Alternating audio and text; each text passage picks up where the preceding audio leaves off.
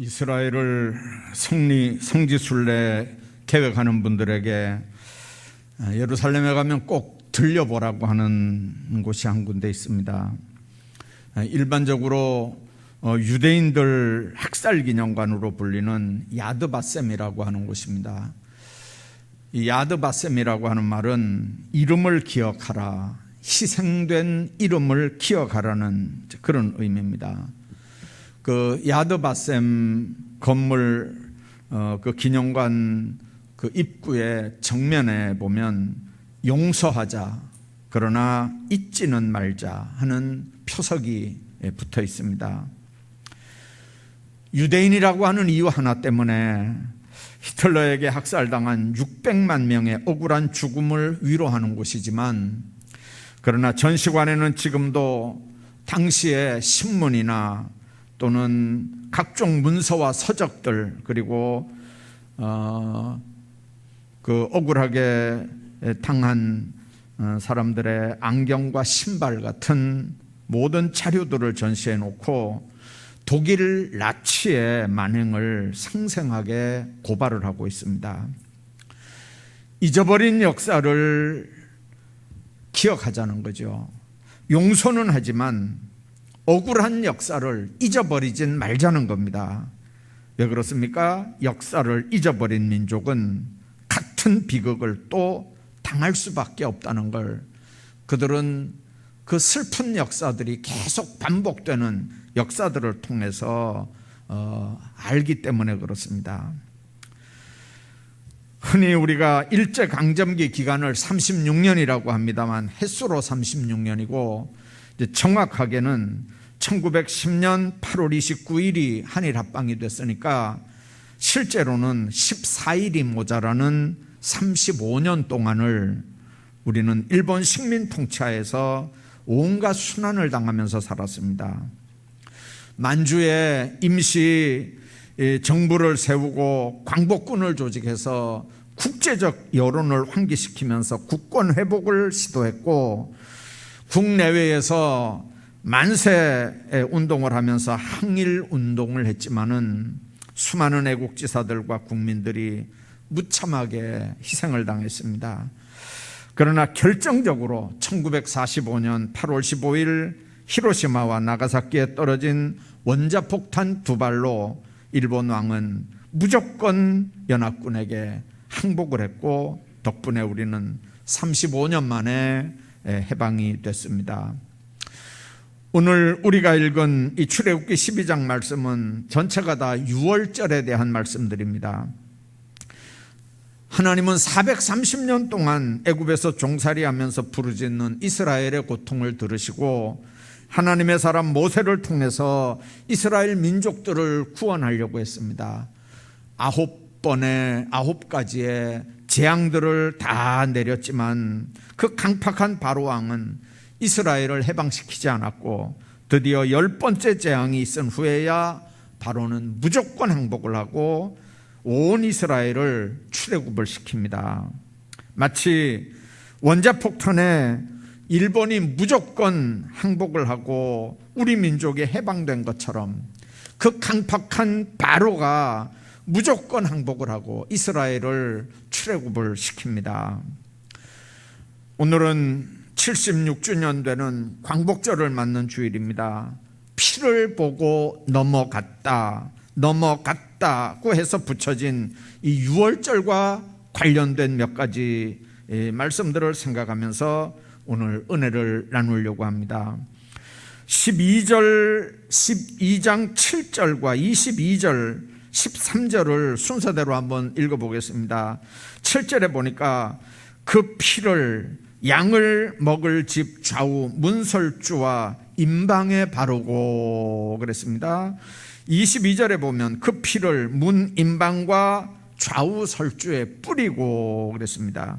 13절에 보면 내가 애굽 땅을 칠 때에 그 피가 너희가 사는 집에 있어서 너희를 위하여 표적이 될지라, 내가 피를 볼 때 너희를 넘어가리니 재앙이 너희에게 내려 멸하지 아니하리라, 그렇게 말씀합니다.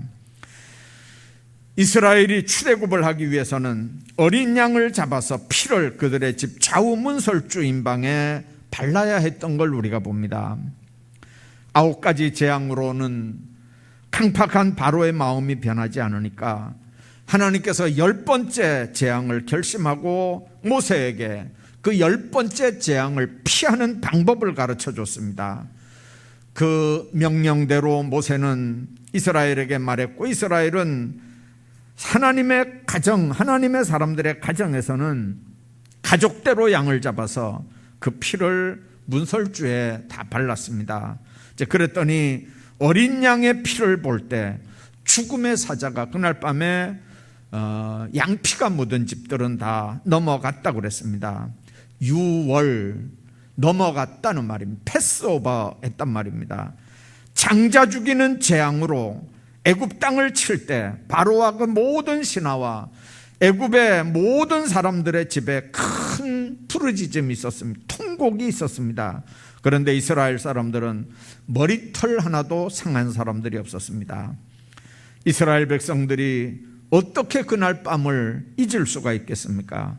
그래서 하나님은 그들에게 그날이 달의 첫 달이 되게 하고 절기로 삼아서 자손 대대로 영원한 규례로 지키라, 그렇게 명령을 합니다.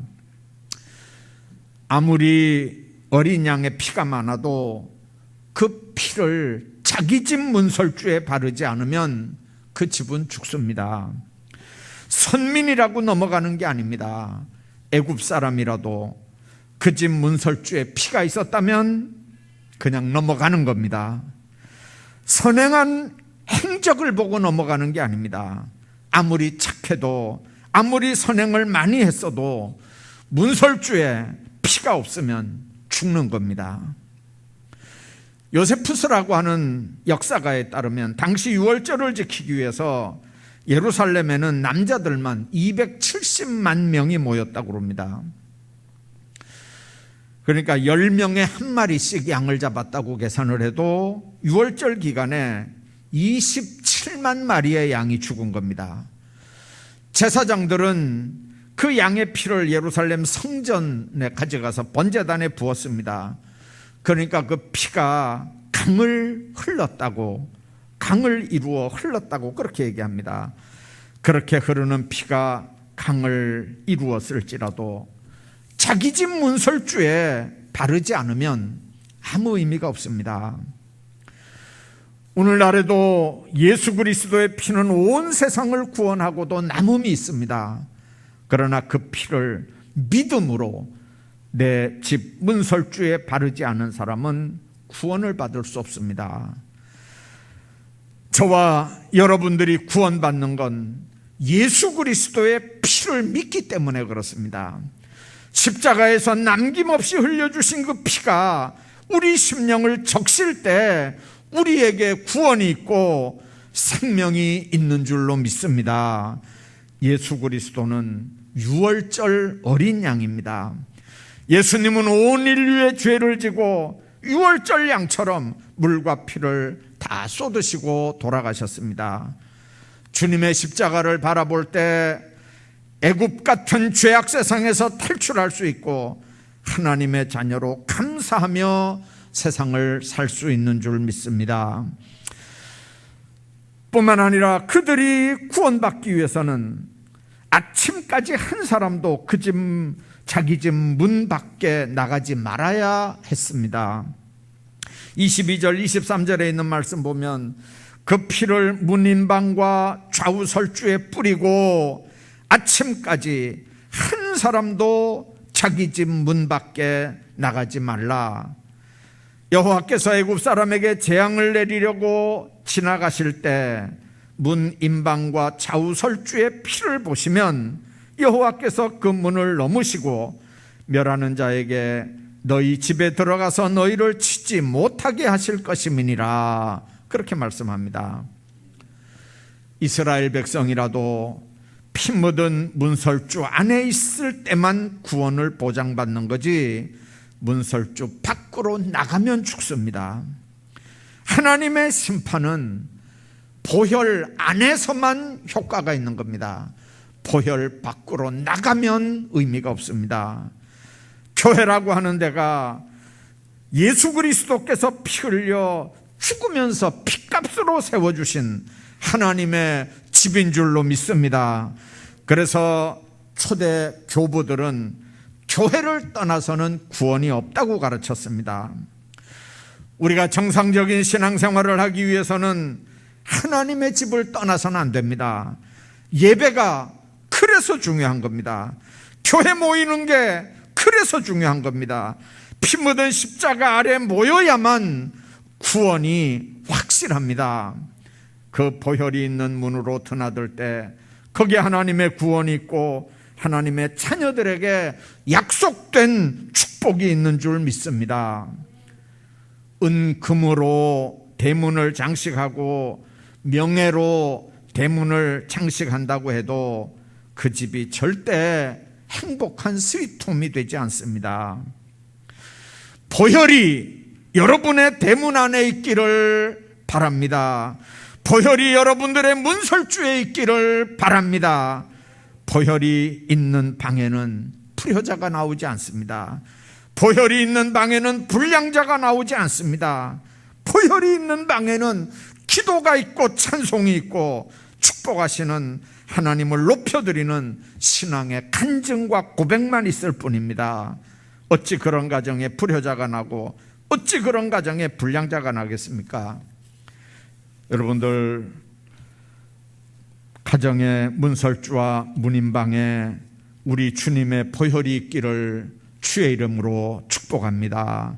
그 보혈이 있을 때 여러분과 여러분의 집이 구원받는 축복이 있습니다. 자녀들의 삶이 보장되고 자녀들의 삶이 형통하게 될 것입니다. 뿐만 아니라 하나님의 백성들은 유월절 광복절을 통해서 하나님이 하셨다고 하는 신앙 고백을 해야 합니다. 출애굽을 온 이스라엘 땅에, 온 애굽 땅에 장자가 죽는 재앙을 통해서 시작이 됩니다. 이스라엘 백성들은 애굽 땅에 장자가 죽는 재앙을 통해서 탈출을 합니다. 강팍한 바로의 마음이 흔들렸고 이스라엘은 어린 양의 피를 명령대로 문설주에 바르는 순종을 통해서 그 무서운 심판의 밤이 지나가는 겁니다. 유월절은 바로에게는 죽음의 밤이지만 이스라엘에게는 구원의 밤입니다. 장자들이 죽어가는 하나님의 재앙 앞에는 아무리 강팍한 바로도 어쩔 수 없이 이스라엘을 무조건 출애굽시킬 수밖에 없었습니다. 분명히 하나님이 하신 일인 줄로 믿습니다. 마찬가지로 광복절 우리 힘이 아닙니다. 원자폭탄 세례를 받은 일본 천황이 무조건 항복해서 생긴 결과입니다. 목숨 걸고 애국운동을 하던 애국지사들이 눈물 흘리면서 감격해서 했던 고백들이 뭔지 아십니까? 하나님이 보호하사 우리나라 만세입니다. 광복은 하나님이 우리에게 주신 선물입니다. 목숨 걸고 정말 나라 애국운동하던 그 애국지사들이 하나님이 보호하사 우리 만세 하면서 불렀던 애국가 지금 부르지 않자고 하지 않습니까? 그렇기 때문에 하나님의 자녀들 지금도 이 죄악의 도성에서 분명하게 결단해야 합니다. 영적인 애국과 같은 이 세상의 죄와는 관계를 끊어야 합니다. 돈 몇 푼 손해보더라도 그런 죄악의 도성, 그런 모임에서는 나와야 합니다. 그런데 우리 힘으로 나오기 어려운 이유가 뭡니까? 마귀의 사슬에서 벗어나야 하는 영적인 문제이기 때문에 인간의 결단만 가지고는 되지 않습니다. 원폭 투하에 무조건 항복했던 일본 천황처럼, 장자 죽는 재앙을 당하고 무조건 출애굽시켰던 바로처럼 하나님이 개입하시고 하나님이 역사하셔서 성령의 불방망이가 떨어져야 마귀의 결박이 끊어지는 줄로 믿습니다. 그게 내가 사는 길이고 내 가족과 내 민족이 사는 길인 줄 믿으시길 바랍니다. 또한 우리는 예수의 피로 구속함을 받은 하나님의 자녀라고 하는 정체성을 가지고 살아야 합니다. 어린 양의 피가 묻은 문설주 아래 모이는 사람들은 재앙이 넘어갑니다. 그래서 교회 생활이 중요하고 주일 성수가 중요합니다. 그래서 주일 예배가 중요한 겁니다. 교회 중심의 신앙생활은 전적으로 피 묻은 문설주 아래 살겠다고 하는 신앙 고백입니다. 그런 고백이 있는 한 마귀 사탄의 역사가 하나님의 백성들을 침범하지 못하는 것입니다. 이스라엘 3,500년 동안 그들은 한 해도 거르지 않고 철저하게 유월절을 지켰습니다. 민족들이 순환을 당한 때에도, 디아스포라로 전 세계에 흩어져 살았을 때도 그들은 유월절 하나만큼은 철저히 지키면서 선민으로 구원의 하나님을 찬양했습니다. 지금도 강원도 땅덩어리만한 이스라엘 나라가 전 세계에서 가장 영향력을 행사하는 무서운 나라인 건 하나님의 자녀라고 하는 확실한 정체성을 가지고 살아가기 때문에 그렇습니다. 뿐만 아니라 하나님의 자녀들은 책임과 의무를 수반한다는 역사적인 교훈을 명시해야 합니다. 서기 70년 결국 로마 장군 티투스에 의해서 이스라엘은 멸망했습니다. 그리고 전 세계에 흩어진 유대인들은 시온의 영광을 노래하면서 그 억울하고 슬픈 세월들을 보냈습니다. 때가 되면 하나님께서 우리를 다시 예루살렘으로 부르고 다시 하나님께서 다윗의 나라를 회복시킬 거라고 하는 그런 기대와 소망을 가지고 그들은 디아스포라로 살아갔습니다. 그러다 1948년 5월에 유엔이 주선해서 독립선언을 하고 지금은 가장 영향력 있는 나라 중에 하나로 자리매김을 하고 있습니다. 여러분들, 그 사이에 나라 없는 백성으로 전 세계를 흩어져 살면서 얼마나 억울하고 힘든 일들을 당합니까? 그 사이에 나치에 학살을 당한 것도 그때 있었던 일들입니다. 지금도 팔레스틴과는 중동의 화약고 같은 관계를 맺고 있습니다. 여러분들, 이스라엘하고 팔레스틴은 국토로 보면 한 7분의 1 정도로 팔레스틴이 큰 나라입니다. 그렇게 큰 작은 나라 이스라엘이 절대로 전쟁을 해도 6일 만에 다 끝내잖아요. 여러분들, 해방이 됐다고 모든 게 다 해결되는 건 아닙니다. 그 해방을 해방답게 가꾸어야 할 책임이 하나님의 자녀들에게 있다는 걸 우리가 알아야 됩니다. 우리나라도 해방이 된 이후에 신탁 반탁 하면서 서로 싸우고 책임과 의무를 소홀하다가 결국 6.25라는 엄청난 아픔과 고통을 당해서 나라가 반쪽짜리가 났지 않습니까? 그리고 그 후유증은 지금까지도 색깔 논쟁으로 계속이 됩니다. 언제부턴가 장관 청문회에서 주적을 분명하게 대접하지 못하는 국가관을 가진 사람들을 중요한 안보 라인에 대통령이 임명을 강행하는 걸 우리가 보면서 가슴 아파했습니다. 이 밝은 세상에 아직도 북한은 위대한 김일성 수령이 일본 놈들을 쫓아낸 날이 광복절이라는 사상교육을 합니다. 청주 지역에서 고정간첩들이 활동하다 검거됐다는 소식이 며칠 전에 들렸는데 나중에 보니까 몇 개월 전에 발견된 일인데 쉬쉬하다가 이제 뉴스에 나왔다 그랬습니다. 몇 개월 전에 발견된, 그때 국회에서 무슨 일이 있었는지 압니까? 보안법을 폐지하자는 얘기들이 있었습니다. 한미연합훈련, 기본적인 방어훈련이잖아요. 그거 하지 말자고 국회의원들이 70몇 명이 도장 찍었다는 얘기 들으셨죠? 여러분들 국가 행사에 애국가를 부르는 게 너무 당연한 일인데도 언제부턴가 애국가를 1절만 하더니 아예 애국가를 부르는 행사가 이제는 별로 없다는 얘기를 들었습니다. 저도 대전 국립묘지에 볼 일이 있어서 한번 갔었는데, 거기는 보름마다 한 달마다 이렇게 모아서 이제 장례식을 하거든요. 그날은 무슨 날인지 모르겠는데 사정상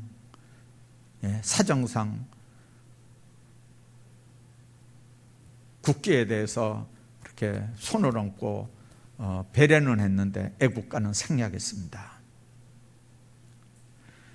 여러분들, 우리가 기억해야 합니다. 이 나라 장례는 촛불부대나 태극기 부대에 있는 게 아닙니다. 어떻게 국가 행사에 애국가를 부르지 않습니까? 아니요, 애국가를 4절을 부른다고, 4절까지 부른다고 문제가 되고 그게 뉴스거리가 되는 세상이잖아요, 지금요. 분명히 사회주의나 공산주의에 이 나라 미래 있는 거 아닙니다. 그렇다고 민주주의나 자본주의의 시장경제가 흠도 없고 완벽한 제도냐? 그렇지 않은 걸 우리가 알잖아요.